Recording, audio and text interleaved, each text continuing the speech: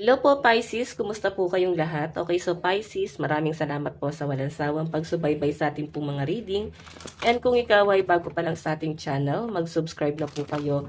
And i-click mo na rin yung ating notification bell para lagi kang updated sa ating mga bagong upload, okay? So yun guys, sa mga interesado pala sa ating private reading, iiwan ko na lang po yung link ng aking Facebook sa ating pong description box below. Okay. So guys, bago tayo mag-start, ayan, maganda pa rin na alam nyo ang inyong Sun, Moon, Rising, and Venus sign para sa iba pang guidance. Okay, so tignan natin Pisces. Ang reading pala natin, no, love life mo sa taong 2025. Okay. Love reading. Pagdating po sa pag-ibig ni Pisces sa taong 2025. Pisces, Sun, Moon, Rising, and Venus sign. Okay, Ace of Cups. Nakikita ko na parang tuluyan na kayong makaka-move on, Pisces, no? So, nakikita ko sa inyo guys, pwedeng grabe yung mga pinagdaanan mo. Pwedeng na broken hearted ka. May mga bagay na parang hindi mo matanggap. So, parang kailangan mong tanggapin. Ganyan yung nasasagap ko dito, guys. So, sa taong 2025, guys, Ace of Cups yung energy mo. So, I think mataas ang chance talaga na mag-self-love muna kayo. Okay? Yung iba sa inyo, guys, may mga bagay na parang nagsiset ka ng boundaries, eh. Grabe siguro, guys, yung heartbreak na nangyari sa inyo. Okay? So, kaya parang mag-self-love muna. Madaming magiging single, guys, sa taong 2025. Kahit na may mga pumapasok naman sa buhay nyo, may nagkakagusto naman sa inyo, mas pipiliin ng mga Pisces na mag-self-love talaga muna. Okay, siguro ano na rin to guys, parang grabe yung trauma din ang pinagdaanan nyo. Okay? Okay, so nakakatuwa naman guys, kahit na grabe yung pinagdaanan nyo, at least na-overcome mo siya. Ma-overcome mo siya ngayong taong 2025, no? Yung iba sa inyo guys na nag-move on, so nakikita ko guys yung kapayapaan sa taong 2025 sa inyo. So, I think sa lahat ng aspeto, no, hindi lang to guys pagdating sa love life, pwede sa trabaho, sa relationship mo sa mga kahit na kanino na pwedeng nakakasalamuha mo. So, mararanasan mo yung peace of mind mo talaga, no? Parang maswerteng taon ng mga Pisces yung 2025. Ayan. So, tignan pa natin guys. Pisces.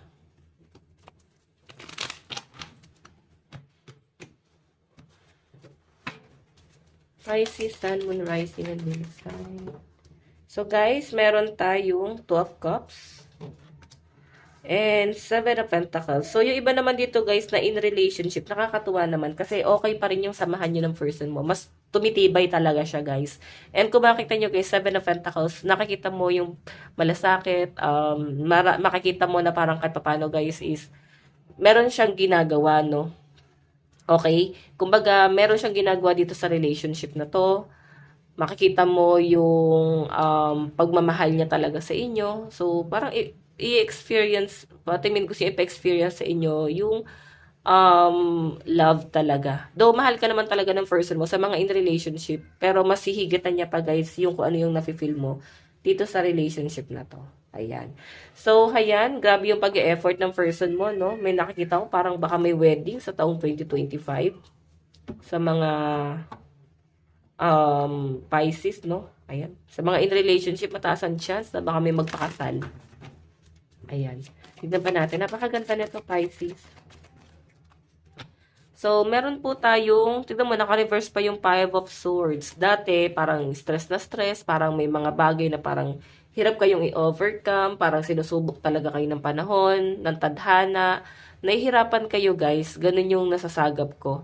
Okay, parang grabe yung stress, may mga bagay na parang, nung nag-uumpisa pa lang kayo talagang sinusubok talaga tong relationship na to, ganun po yung nasasagap ko dyan guys.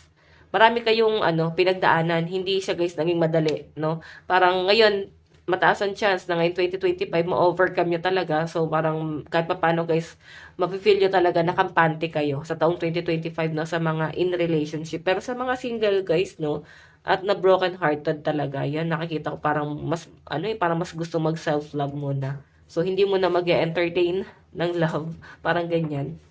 So, hayat, titignan pa natin guys. Naka-reverse kasi kanina tong Five of Swords eh.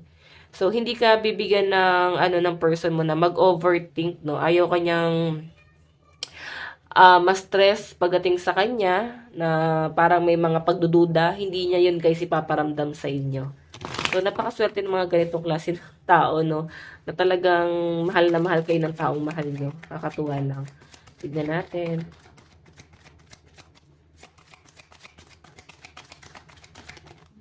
Meron tayong Knight of Cups.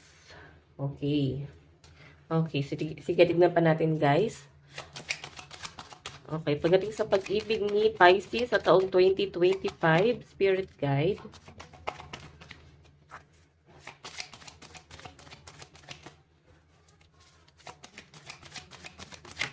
Okay.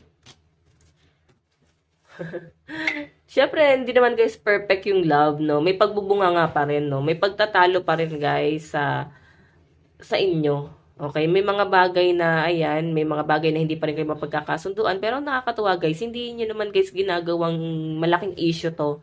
Kumbaga, inaayos nyo agad itong relasyon na to. Yun po yung nasasagap ko dyan. Okay? So, kung makita nyo guys ito, Seven of Swords, medyo matapang talaga yung mga Pisces, no? Pero mababait yung mga yan. Okay? Bihira nga magalit mga yan. Okay, tignan natin Pisces.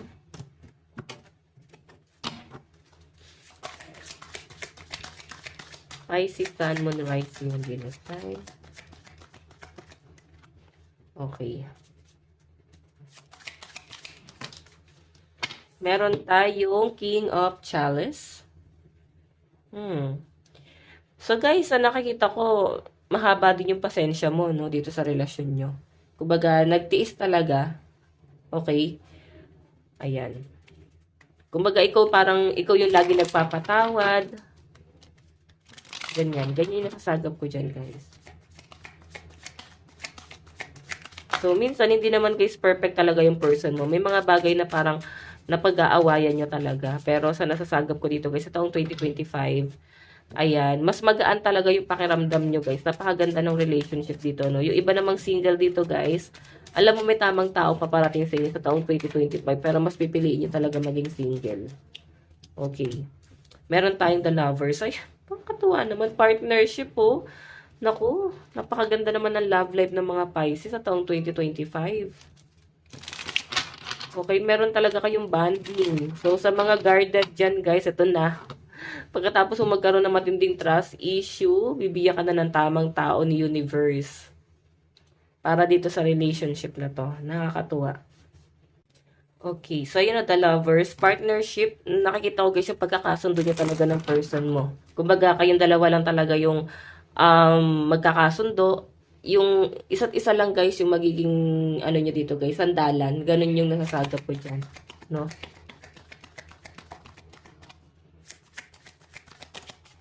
Meron tayong Six of Cups. Ayan, syempre, family. May mga Pisces kasi guys na hindi talaga kayo guys, depende talaga sa kamag-anak, sa magulang, sa pamilya. So, nakikita ko na mas gusto niyo yung independent. Mas gusto niyo yung ganito. Meron tayong Seven of Swords. Ayan.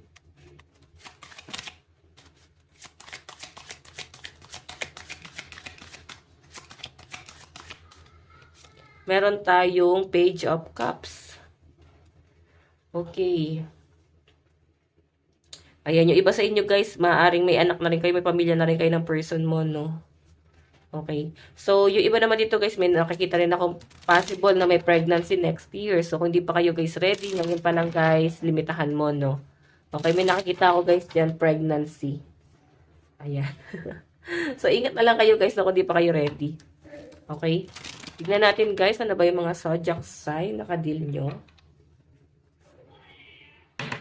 Meron tayong Capricorn, Leo, Taurus, and Aries.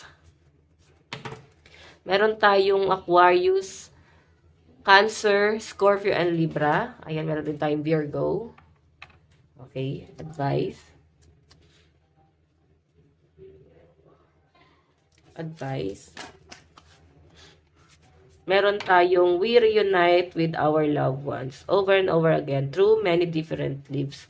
So, alam nyo guys, itong taong to, kilala mo na siya sa past life. Okay, ngayon nagtatagpo pa rin kayo. So, siguro, sa susunod na buhay, magtatagpo pa rin kayo, guys. Kasi nasabi dyan, guys, paulit-ulit lang. Kaya parang kilalang kilala nyo na yung isa't isa. Okay? Tignan pa natin. Meron tayong clarity. Take time to think about your situation to gain clarity. Okay. Tignan natin.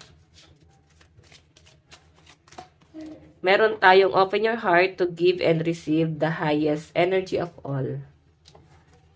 It is safe for you to love. Meron tayong give your relationship a chance. Ayan. So guys, ang nasasagap ko rito, parang nagkaroon talaga kayo guys sa matinding issue ng person mo. Hindi guys naging madali yung mga pinagdaanan nyo. Yan yung nasasagap ko dyan. And I think na-overcome nyo na to, no? Okay? Kasi parang mararamdaman nyo, nakakampi nyo lang talaga yung isa't isa. Eto, mabibigyan talaga ng second chance. Ayan sa mga hindi naman naghiwalay. Mabibigyan ng chance itong relationship na to. Okay? So yun guys, ito lang po ang inyong love reading. Maraming salamat po. God bless and love you all. Bye-bye.